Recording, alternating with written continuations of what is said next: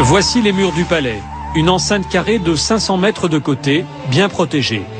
De l'extérieur, impossible de voir ce qui se cache derrière ces murs. Voici la porte d'entrée. Ce palais a été construit il y a 6 ans.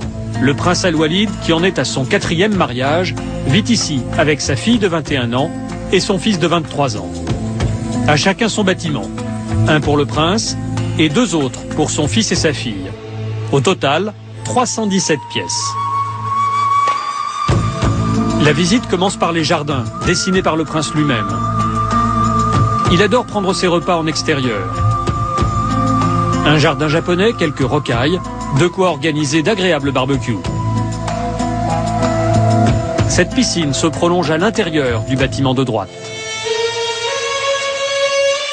C'est le jardin secret du prince Al-Walid, le hall africain.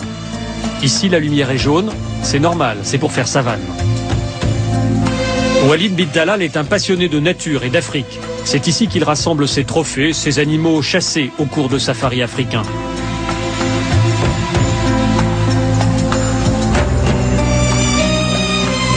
La visite continue par des couloirs souterrains. Tous les bâtiments sont reliés entre eux par un réseau en sous-sol. Il y fait plus frais. Et voici le complexe sportif privé du prince. Il s'y rend tous les soirs pour nager dans cette piscine. Il peut y faire des longueurs de 30 mètres ou se lancer de son plongeoir de 5 mètres.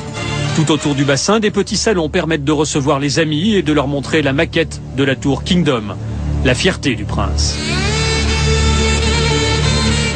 C'est un décorateur français qui a conçu cet endroit. La France, où le yacht du prince est amarré chaque été dans la baie de Cannes. Bien sûr, il y a une salle de cinéma privée.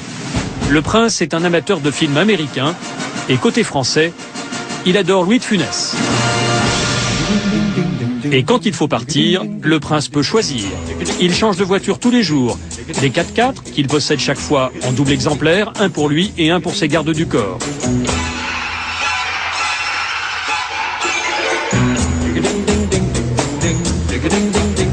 Celle-ci n'est pas en double, c'est la Rolls-Royce du prince. Surprise, ces 2 petites voitures coréennes, le prince est actionnaire de cette marque. Voici la sienne, avec sa plaque personnelle. Dernière étape de la visite, l'entrée vers les salons de réception. Régulièrement, le prince invite ses hôtes de marque, des membres de la famille royale, mais aussi des chefs de tribus venus de toute l'Arabie Saoudite. Et ce qui se dit dans ces salons a de bonnes chances de remonter jusqu'aux oreilles du roi. Notre visite s'arrête là. Le prince ne nous a pas laissé filmer ses appartements privés.